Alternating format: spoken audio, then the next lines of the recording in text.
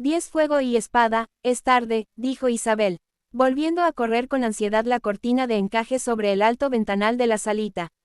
Debería estar ya de vuelta, sé razonable, Isabel, indicó Alec, con aquel tono de superioridad de hermano mayor que parecía dar a entender que mientras que ella, Isabel, podía ser propensa a la histeria, él, Alec, permanecía siempre totalmente tranquilo. Incluso la postura de su hermano, estaba repantigado en uno de los rehenchidos sillones situados junto a la chimenea de los Penhollow como si no tuviese ni una sola preocupación en el mundo, parecía diseñada para exhibir su despreocupación. Jace responde así cuando está alterado, se va y deambula por ahí. Ha dicho que iba a dar una vuelta. Regresará. Isabel suspiró, casi deseó que sus padres estuvieran allí, pero seguían en el Guard. La reunión del consejo se estaba prolongando hasta una hora brutalmente tardía, pero él conoce Nueva York. No conoce Alacante, probablemente la conoce mejor que vosotros. Alain estaba sentada en el sofá leyendo un libro, cuyas páginas estaban encuadernadas en cuero rojo. Llevaba los negros cabellos recogidos tras la cabeza en una trenza francesa, con los ojos clavados en el tomo abierto sobre el regazo. Isabel, que jamás había sido demasiado amante de la lectura, envidiaba la capacidad de otras personas para abstraerse en un libro. Había gran cantidad de cosas que en otro momento habría envidiado en Alain, ser menuda y delicadamente bonita, para empezar, no grandota como una amazona y tan alta que con tacones se alzaba casi por encima de cualquier chico que conocía. Pero, sin embargo, no hacía mucho, Isabel había comprendido que las otras chicas no existían simplemente para ser envidiadas, evitadas o para provocar antipatía. Vivió aquí hasta los 10 años. Vosotros, chicos, solo habéis venido de visita unas cuantas veces. Isabel se llevó la mano a la garganta torciendo el gesto. El colgante sujeto a una cadena que llevaba al cuello había emitido un repentino y agudo latido, aunque normalmente solo lo hacía en presencia de demonios, y estaba en Alacante. No había modo de pudiera haber demonios cerca. A lo mejor el colgante no funcionaba bien, no creo que esté vagando por ahí, de todos modos. Creo que resulta del todo evidente a dónde ha ido, respondió Isabel. ¿Crees que ha ido a ver a Clary? Inquirió Alec, alzando los ojos. Aún sigue aquí. Pensaba que iba a regresar a Nueva York. Alain dejó que el libro se cerrara. ¿Dónde se aloja la hermana de Jace a todo esto? Isabel se encogió de hombros. Pregúntale a él, dijo, moviendo los ojos hacia Sebastián. Sebastián estaba despatarrado en el sofá situado frente al de Alain. También él tenía un libro en la mano, y su oscura cabeza estaba inclinada hacia él. Alzó los ojos como si pudiese percibir la mirada de Isabel sobre sí. 127, ¿habláis de mí?, preguntó en tono apacible. Todo en Sebastián era apacible, se dijo Isabel con un dejo de fastidio. Se había sentido impresionada por su atractivo al principio, aquellos pómulos nítidamente marcados y aquellos ojos negros insondables, pero su personalidad afable y comprensiva la crispaba ahora.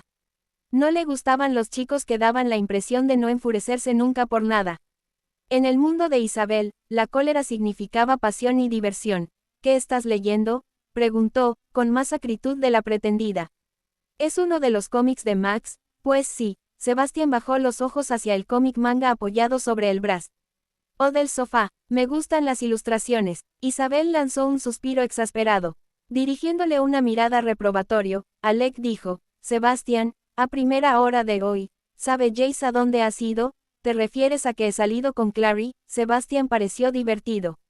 Oíd, no es un secreto. Se lo habría contado a Jace de haberle visto. No veo por qué le iba a importar. Alain dejó su libro a un lado, y su voz tenía un tono cortante. No es nada malo. ¿Qué pasa si le ha querido mostrar a Clarissa algo de Idris antes de que ella vuelva a casa?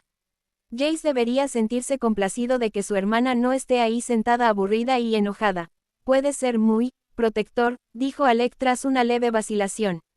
Alain frunció el ceño. Debería mantenerse al margen. No puede ser bueno para ella estar tan sobreprotegida. La expresión de su rostro cuando nos cogió por sorpresa fue como si nunca hubiese visto a nadie besarse. Quiero decir, quién sabe, a lo mejor es así.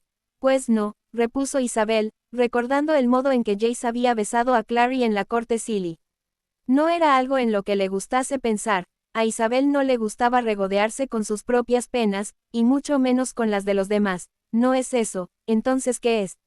Sebastián se irguió, apartándose un mechón de cabello oscuro de los ojos. Isabel captó una fugaz visión de algo, una línea roja a lo largo de la palma, una especie de cicatriz. ¿O solo me odia a mí en particular? Porque no sé qué es lo que yo ese es mi libro. Una vocecita interrumpió el discurso de Sebastián. Era Max, de pie en la entrada de la sala. Llevaba puesto un pijama gris y sus cabellos castaños estaban alborotados como si acabara de despertarse. Miraba con expresión iracunda el libro manga que descansaba junto a Sebastián. ¿El qué? Esto, Sebastián le alargó el libro. Aquí tienes, chaval. Max cruzó la habitación muy digno y recuperó de un tirón el libro. Dirigió una mirada furibunda a Sebastián. No me llames chaval.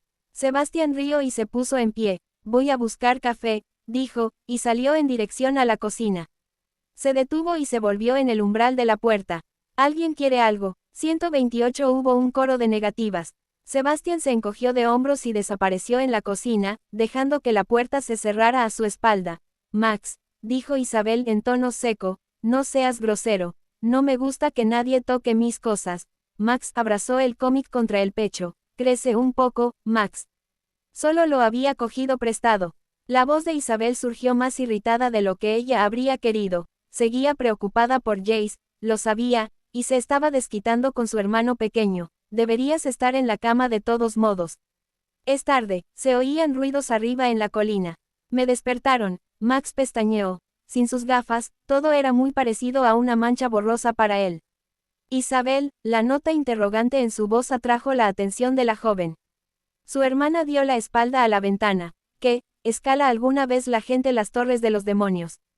Por algún motivo, Alain alzó la cabeza. ¿Trepar a las torres de los demonios? Río. No, nadie hace eso jamás. Es totalmente ilegal, para empezar, y además, ¿por qué querrían hacerlo? Alain, pensó Isabel, no tenía mucha imaginación. Ella misma podía pensar en un montón de razones por las que alguien podría querer escalar las torres de los demonios, aunque solo fuese para escupir chicles sobre los que pasaban por debajo. Max parecía contrariado, pero alguien lo ha hecho. Sé que he visto, seguramente lo ha soñado. Le dijo Isabel. El rostro de Max se arrugó. Intuyendo que podía venirse abajo, Alex se puso en pie y le tomó de la mano. Vamos, Max, dijo, afectuosamente. Volvamos a la cama, todos deberíamos irnos a dormir, dijo Olaine, poniéndose en pie. Fue hasta la ventana donde estaba Isabel y cerró bien las cortinas. Ya es casi medianoche, quién sabe cuándo regresarán del consejo. No sirve de nada esperar, el colgante de la garganta de Isabel volvió a latir violentamente, y la ventana ante la que estaba Olaine se hizo pedazos hacia adentro. Olaine chilló cuando unas manos entraron a través del agujero abierto. En realidad, advirtió Isabel con claridad, no eran manos, sino enormes zarpas con escamas, que chorreaban sangre y un fluido negruzco. Agarraron a Olaine y tiraron de ella a través de la ventana rota antes de que ésta pudiese proferir un segundo grito.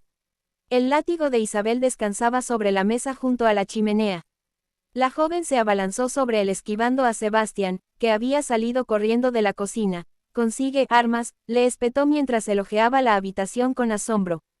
Vamos, chilló, y corrió a la ventana. Junto a la chimenea, Alex sujetaba a Max mientras el muchacho se retorcía y chillaba, intentando escabullirse de las manos de su hermano. Alex lo arrastró hacia la puerta. Bien, pensó Isabel. Saca a Max de aquí. Entraba aire frío por la ventana rota.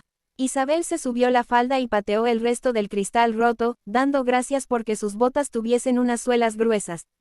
Cuando el cristal desapareció, agachó la 129 cabeza y saltó fuera por el enorme agujero del marco, aterrizando con un fuerte impacto sobre el sendero de piedra situado debajo. A primera vista el sendero parecía vacío. No había farolas a lo largo del canal, la iluminación principal provenía de las ventanas de las casas cercanas. Isabel avanzó con cautela, con el látigo de Electro enroscado al costado.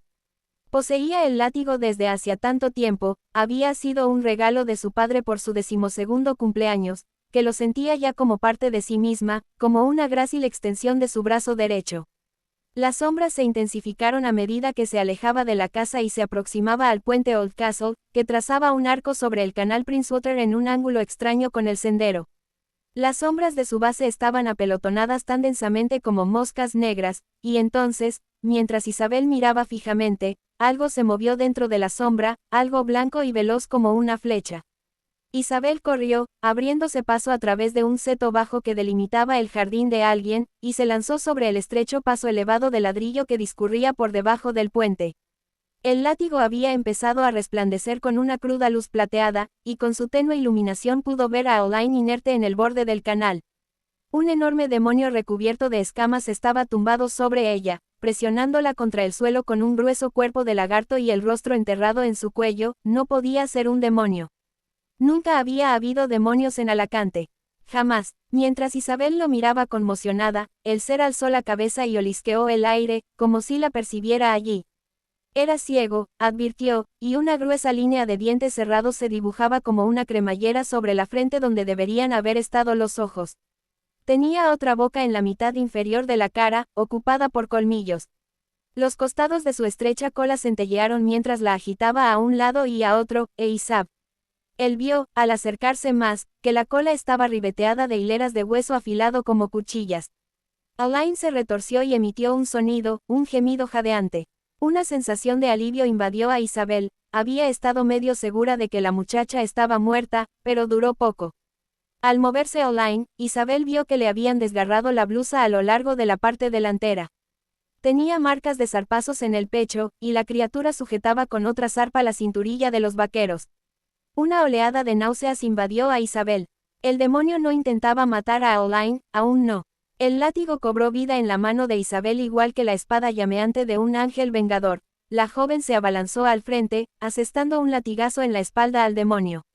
El ser lanzó un chillido agudo y se apartó de Oline. Avanzó hacia Isabel, con las dos bocas bien abiertas, lanzando zarpazos con las garras hacia su rostro. La muchacha brincó hacia atrás y volvió a azotar el látigo al frente. Golpeó al demonio en el rostro, el pecho y las piernas. Una miríada de marcas de látigo entrecruzadas apareció sobre la piel cubierta de escamas del demonio, goteando sangre e icor. Una larga lengua bífida salió disparada de la boca superior en busca del rostro de Isabel. Había un bulbo en el extremo, una especie de aguijón, como el de un escorpión. Dio una fuerte sacudida lateral a la muñeca y el látigo se enroscó en la lengua del demonio, amarrándola con bandas de flexible electro. El demonio chilló y chilló mientras ella apretaba el nudo y tiraba violentamente. La lengua del demonio cayó con un húmedo y nauseabundo golpe sordo sobre los ladrillos de la calzada. Isabel recogió el látigo con una sacudida.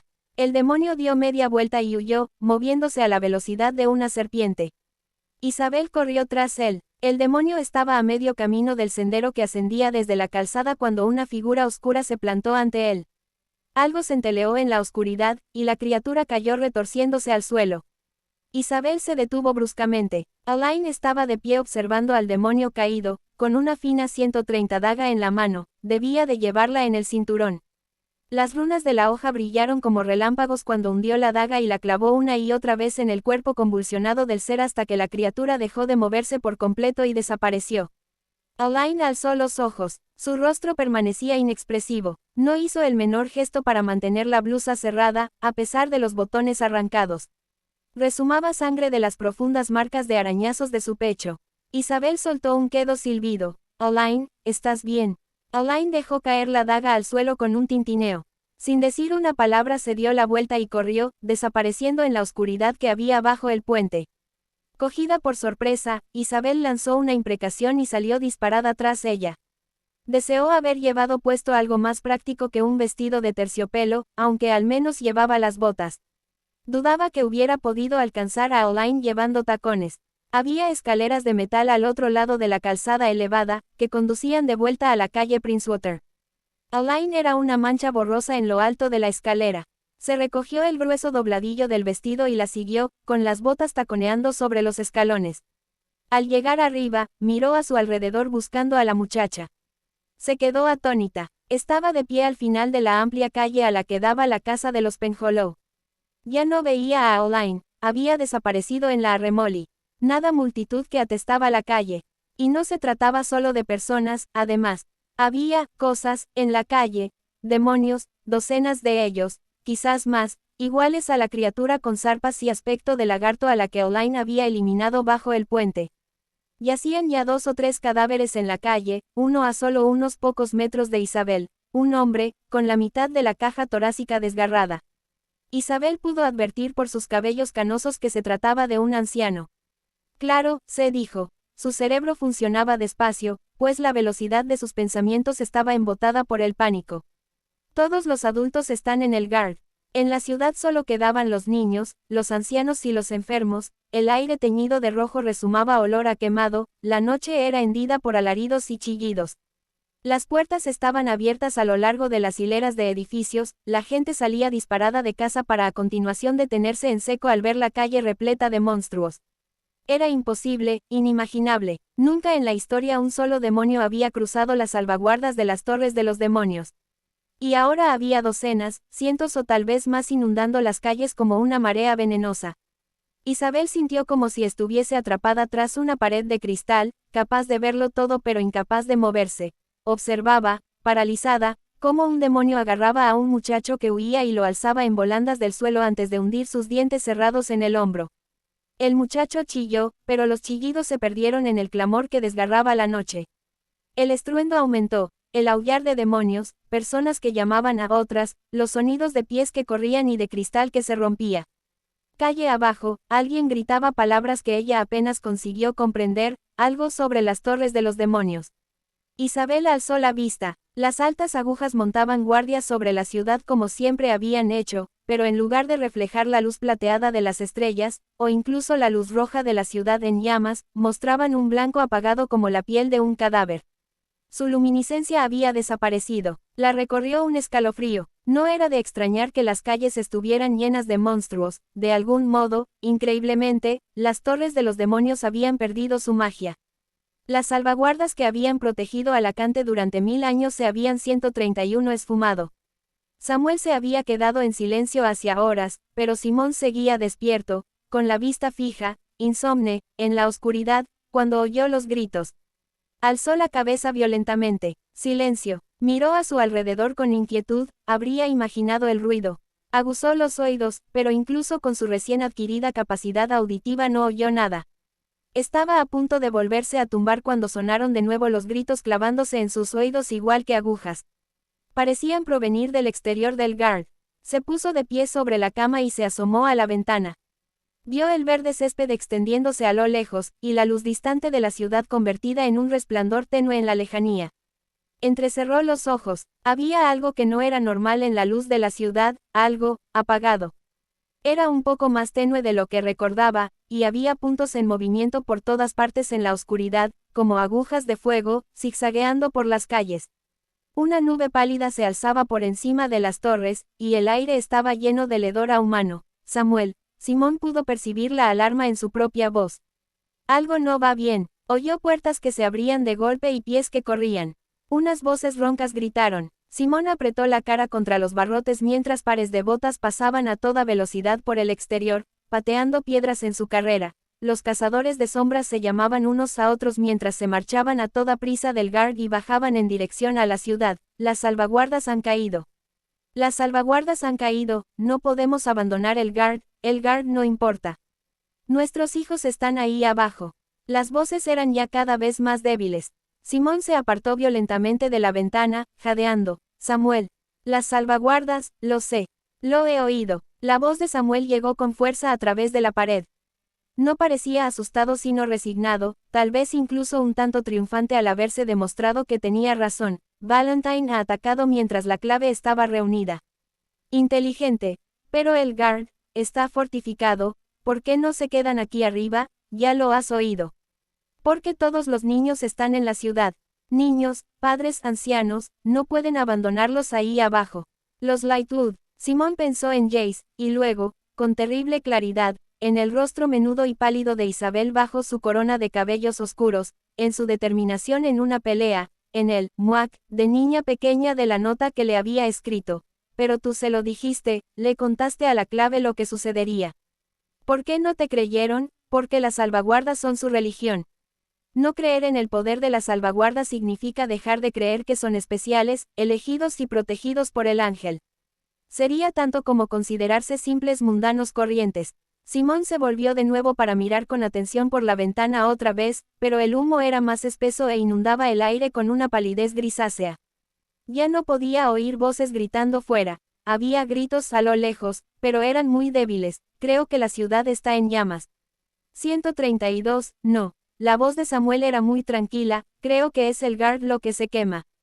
Probablemente fuego demoníaco. Valentine iría tras el guard, si pudiera. Pero, las palabras de Simón salieron atropelladamente unas sobre otras, alguien vendrá y nos dejará salir, ¿verdad? El cónsul, Aldertree. No pueden limitarse a dejarnos aquí abajo para que muramos. Tú eres un subterráneo, dijo Samuel. Y yo soy un traidor. ¿Realmente crees probable que hagan otra cosa, Isabel? Isabel. Alec tenía las manos sobre sus hombros y las zarandeaba. Isabel alzó la cabeza despacio, el rostro blanco de su hermano flotó recortado en la oscuridad que tenía detrás. Una pieza curva de madera sobresalía detrás de su hombro derecho. Llevaba su arco sujeto a la espalda, el mismo arco que Simón había usado para matar al demonio mayor Abaddon. No podía recordar a Alec acercándose a ella, no podía recordar en absoluto verle en la calle. Era como si se hubiese materializado a su lado de improviso, como un fantasma. Alec, su voz surgió lenta e irregular. Alec, para, estoy bien, se zafó de él. No había demonios a la vista, había alguien sentado en los escalones delanteros de la casa situada frente a ellos, y lloraba emitiendo sonoros y chirriantes chillidos. El cuerpo del anciano seguía en la calle, y el olor a demonios lo inundaba todo. Olaine, uno de los demonios ha intentado, contuvo el aliento, lo retuvo. Ella era Isabel Lightwood, ella no se ponía histérica, no importaba la provocación. Lo hemos matado, pero entonces ella ha salido huyendo. He intentado seguirla, pero ha salido demasiado veloz, alzó los ojos hacia su hermano. Demon, hayos en la ciudad, dijo. ¿Cómo es posible? No lo sé, Alec negó con la cabeza. Las salvaguardas deben de haber caído. Había 4 o 5 demonios Oni aquí fuera cuando he salido de la casa. He acabado con uno que acechaba junto a los matorrales. Los otros han huido, pero podrían regresar. Vamos, volvamos a la casa. La persona de la escalera seguía sollozando. El sonido lo siguió mientras regresaban a toda prisa a la casa de los Penhollow. La calle seguía vacía de demonios, pero podían oír explosiones, gritos, y el correr de los pies resonando desde las sombras de otras calles oscurecidas. Mientras ascendían los peldaños de la entrada de los Penhollow, Isabel echó un vistazo atrás justo a tiempo de ver cómo un largo tentáculo serpenteante salía de repente de entre las dos casas y se llevaba a la mujer que sollozaba en los escalones de la entrada. Los sollozos se convirtieron en chillidos. Isabel intentó dar media vuelta, pero Alec ya la había agarrado y la empujaba por delante de él al interior de la casa, cerrando de un portazo y corriendo el cerrojo de la puerta principal tras ellos. La casa estaba a oscuras, he apagado las luces. No quería atraer a ningún otro, explicó Alec, empujando a Isabel por delante de él al interior de la sala de estar. Max estaba sentado en el suelo junto a la escalera, abrazándose las rodillas. Sebastián estaba junto a la ventana, clavando troncos de madera que había cogido de la chimenea sobre el agujero abierto en el cristal. Ya está, dijo, apartándose un poco y dejando que el martillo cayera sobre el estante. Esto 133 debería aguantar un tiempo. Isabel se dejó caer junto a Max y le acarició los cabellos. ¿Estás bien? No. Tenía los ojos muy abiertos y asustados. He intentado mirar por la ventana, pero Sebastián me ha dicho que me agachara. Sebastián tenía razón, dijo Alec.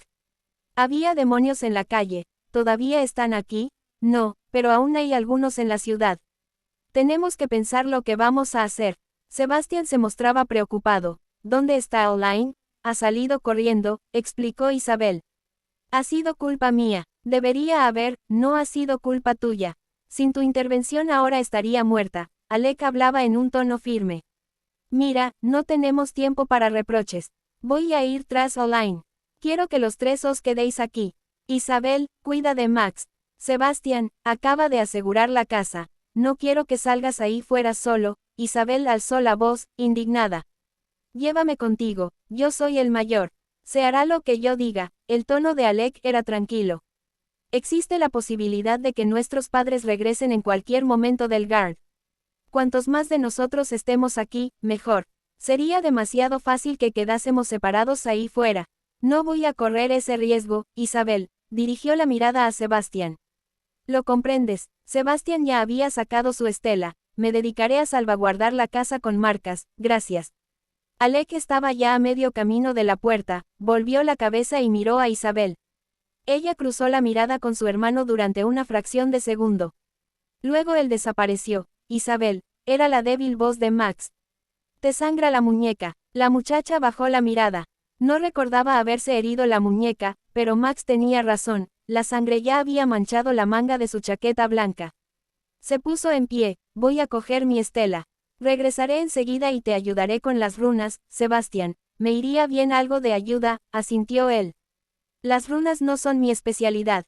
Isabel subió a su cuarto sin preguntarle cuál era su especialidad. Se sentía exhausta, necesitaba desesperadamente de una marca energética. Podía hacer una ella misma si era necesario, aunque Alec y Jay siempre habían sido mejores con aquella clase de runas. Una vez en su habitación, revolvió sus cosas en busca de la estela y de unas cuantas armas extras. Mientras introducía cuchillo serafín en la parte superior de las botas, pensaba en Alec y en la mirada que habían compartido mientras él salía por la puerta. No era la primera vez que había contemplado cómo su hermano partía sabiendo que quizá no volvería a verle jamás. Era algo que aceptaba, que siempre había aceptado, como parte de su vida. Hasta que conoció a Clary y a Simón jamás habría pensado que para la mayoría de las personas, desde luego, no era así. Los demás no vivían con la muerte como constante compañera, como un frío aliento en la nuca incluso en los días más normales. Siempre había sentido desprecio por los mundanos, como los demás cazadores de sombras. Siempre había creído que eran blandos, estúpidos, como corderos autocomplacientes. Ahora se preguntó si todo aquel odio no provenía de los celos. Debía de ser agradable no sentir, cada vez que alguien en tu familia se marchaba, la preocupación de que tal vez no regresaría jamás. 134 había descendido ya la mitad de la escalera, estela en mano, cuando percibió algo que no estaba en orden. Encontró la sala de estar vacía. A Max y a Sebastián no se los veía por ninguna parte. Había una marca de protección a medio terminar en uno de los troncos que Sebastián había clavado sobre la ventana rota. El martillo que había usado había desaparecido. Sintió un nudo en el estómago. Max, gritó, girando en un círculo. Sebastián, ¿dónde estáis? La voz de Sebastián le contestó desde la cocina. Isabel, aquí dentro. El alivio la inundó, dejándola aturdida. No tiene gracia, Sebastián, dijo, entrando decidida en la cocina. Pensaba que estabas, dejó que la puerta se cerrara detrás de ella. La cocina estaba oscura, más oscura que la sala de estar.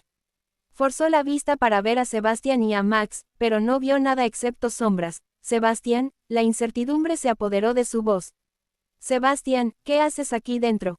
¿Dónde está Max? Isabel. Le pareció que algo se movía, una sombra oscura recortada contra sombras más claras. La voz del muchacho era suave, amable, casi encantadora.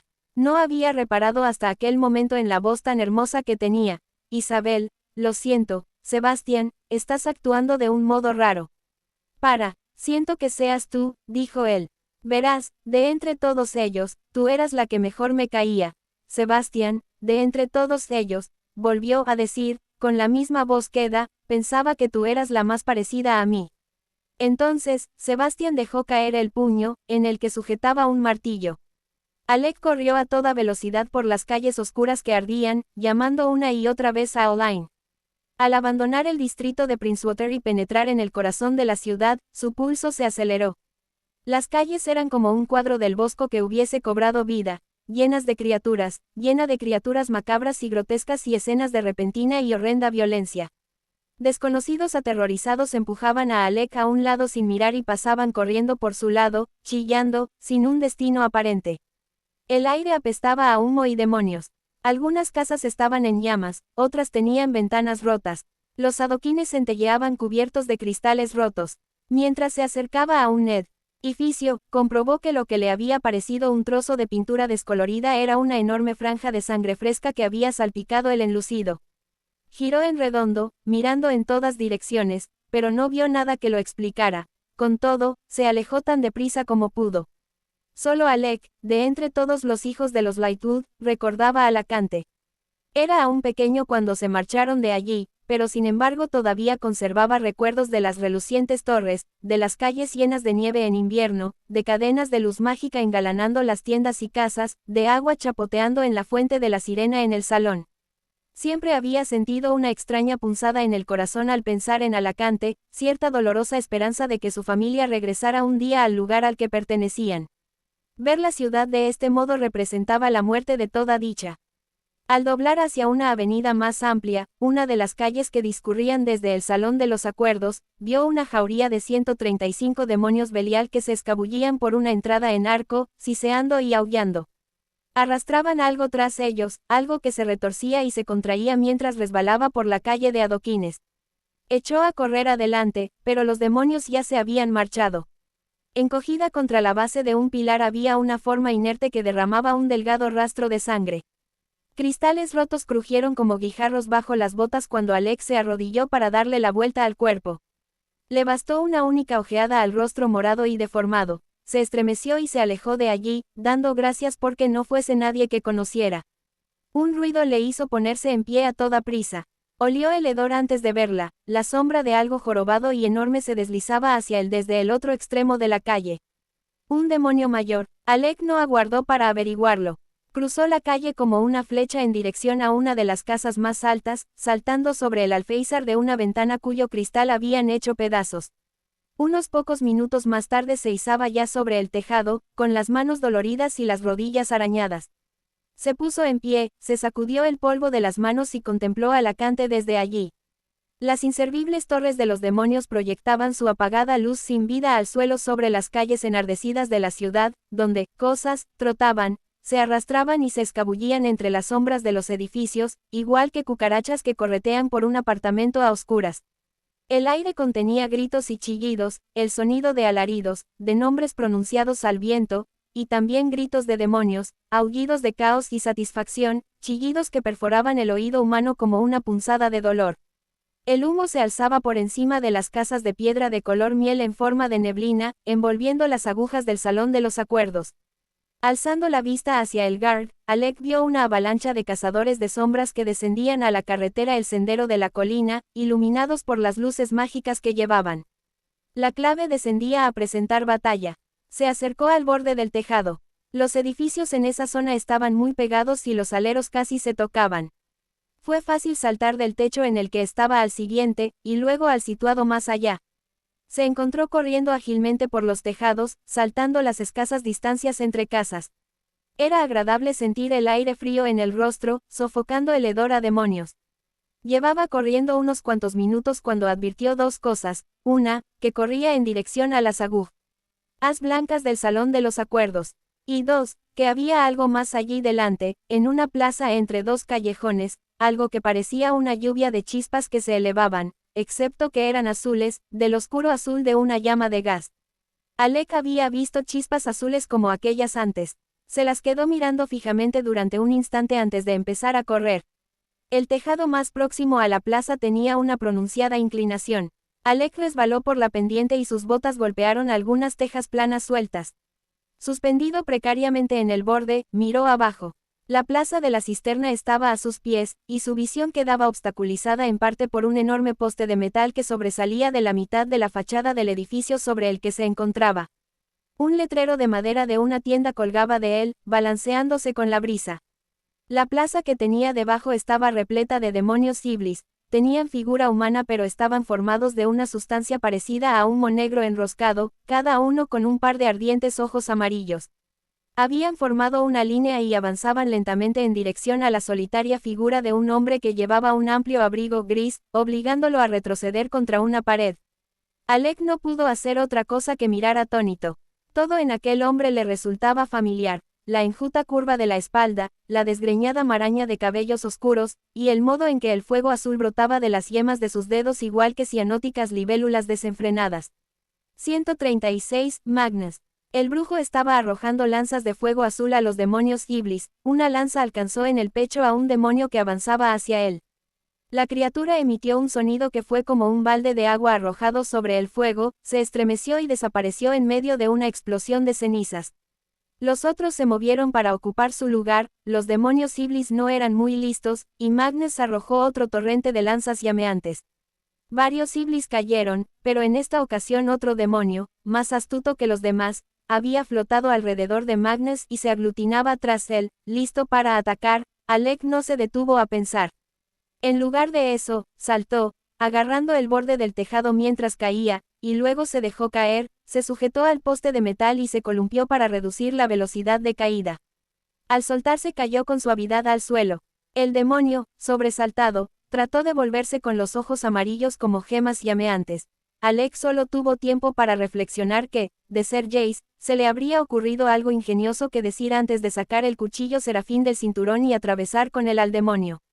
Con un alarido confuso el demonio se desvaneció y la violencia de su partida de esta dimensión salpicó a Alec con una fina lluvia de cenizas. Alec. Magnus le miraba con asombro. Había despachado al resto de los demonios Iblis, y la plaza estaba vacía a excepción de ellos dos. Acabas de salvarme la vida. Alec sabía que debería encontrar algo que decir como, por supuesto, porque soy un cazador de sombras y eso es lo que hacemos, o, ese es mi trabajo. Jace habría dicho algo parecido. Jace siempre sabía lo que había que decir, pero las palabras que realmente surgieron de la boca de Alec fueron muy distintas, y sonaron irascibles, incluso a sus propios oídos. Jamás me devolviste las llamadas, dijo. Te llamé muchísimas veces y tú nunca me devolviste las llamadas. Magnus miró a Alec como si éste se hubiese vuelto loco. Tu ciudad está siendo atacada, dijo. Las salvaguardas no funcionan y las calles están repletas de demonios. ¿Y tú quieres saber por qué no te he llamado? Alec apretó la mandíbula en una obstinada línea. Sí, quiero saber por qué no me devolviste las llamadas. Magnus levantó las manos en un gesto de exasperación. Alec advirtió con interés que, cuando lo hizo, unas cuantas chispas salieran de las yemas de sus dedos, como libélulas escapando de un tarro. Eres un idiota, por eso no me has llamado. ¿Por qué soy un idiota? No. Magnus fue hacia él a grandes zancadas. No te he llamado porque estoy cansado de que solo me quieras ver cuando necesitas algo. Estoy cansado de verte enamorado de otra persona, de alguien, por cierto, que jamás te devolverá ese amor. No como yo te amo. ¿Me amas, Nefilim estúpido?, dijo Magnus en tono paciente. ¿Por qué otra cosa iba a estar aquí? ¿Por qué otro motivo habría pasado las últimas semanas remendando a todos tus imbéciles amigos cada vez que los hieren y sacándote de cada situación ridícula en la que te metes? Por no mencionar el ayudarte a ganar una batalla contra Valentine. Y todo totalmente gratis, no lo había considerado de ese modo, admitió Alec. Por supuesto que no. Jamás lo consideraste de ningún modo. Los ojos de gato de Magnus brillaban de ira. Tengo 700 años, Alexander. Sé cuando algo no va a funcionar. Tú ni siquiera 137 quieres admitir que existo ante tus padres. Alec le miró sorprendido. ¿Tienes 700 años? Bueno, corrigió Magnus, 800. Pero no lo parezco. De todos modos creo que no lo has entendido. La cuestión es, pero Alec no pudo averiguar cuál era la cuestión porque en aquel momento una docena más de demonios Iblis llegaron en tropel a la plaza. Sintió que se le desencajaba la boca. Maldición. Magnus siguió la dirección de su mirada. Los demonios se abrían ya en semicírculo a su alrededor, con los ojos amarillos refulgiendo. Es el momento de cambiar de tema, Lightwood. Te diré que, Alec alargó la mano para sacar un segundo cuchillo serafín. Si salimos con vida de esto, te prometo que te presentaré a toda mi familia. Magnus alzó las manos, sus dedos brillaban con individuales llamas azules que iluminaron su amplia sonrisa con un ardiente resplandor. Trato hecho.